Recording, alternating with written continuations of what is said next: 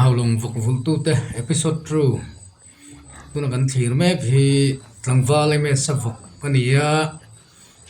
a vok tele a in te hi a fain an duom hle maya a en kol uluk ani ti a chiang reng maya hian thanem ngai takin thei top chuin en kol thina a fakum em ani tin tlangwal me sa hi footballer ania lo hreto po kan omai thei ani lung leilama te football thiam tak ani ti kha kan ron soi ritil du hrim ani tianga taima taka tlangwal ni laia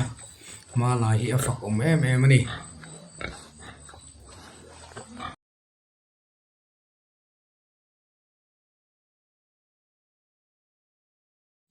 pujuni lan nun tluanga vok hei chu ama comment hi kan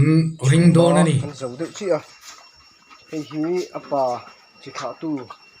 adum hlang ani apui ani ve thunga no foi khat nei to tuna hi chobor vel chu ani ve la to por ti tangin hei hi landres le han side cross ni a no nei turin en ruam man me ka zan in na hi na nei hei hi no nei zo hi mani a no te som pakhat a nei a voin hi ninga ani ve to ni le te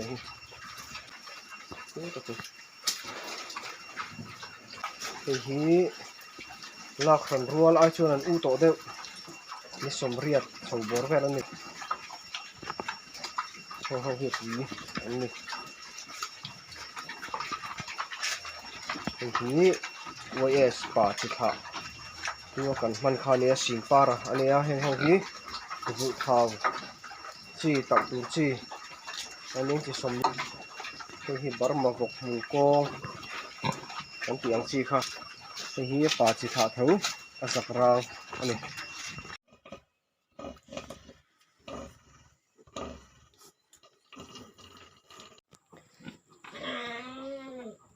hi markasa ania ani hian an cho hi a le al lo atem ma sang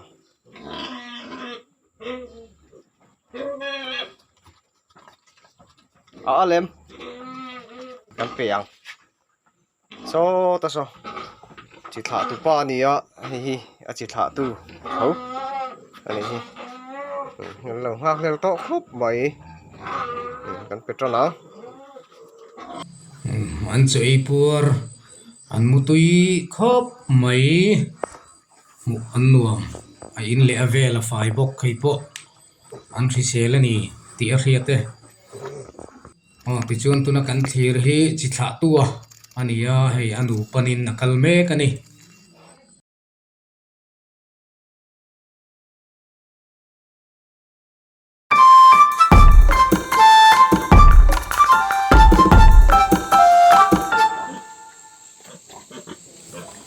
puar vanla sang vok nia ama thu karon da ang khan an vok nei zat te chu karon da to khain lo muin karinga te chuan hei uluk taka en kolan nia an ni po hi an ma ni avokate po an faya avok in po a faya mu anum em ani duat le mangai an lo se khop mai ran te po hian ama pujoni vok kan thirang deuh khan an ni po hian ming an nei furin karing ming han phua an minga han ko te hi an lo se ve em ani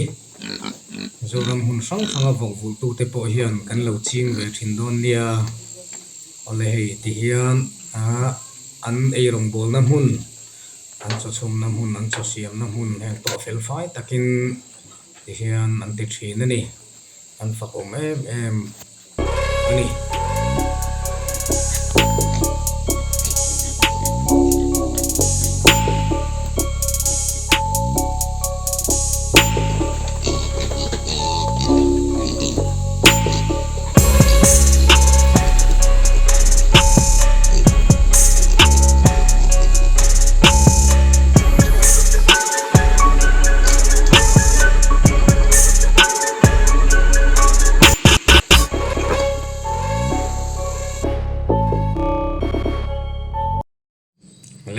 pima nei vok kan thlir vele thung don ani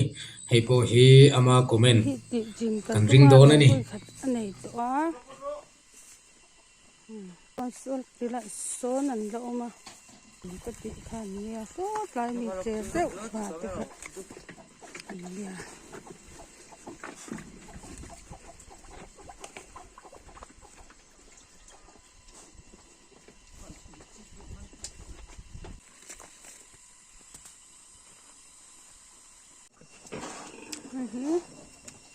ni som pali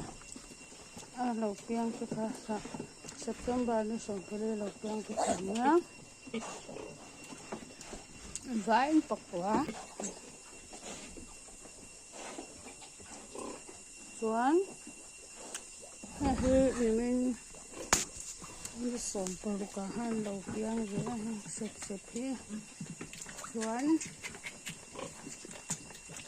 anh phải cần khung trong chỗ con khung về là mình không phải nha thật mấy hè xoa xoa vào này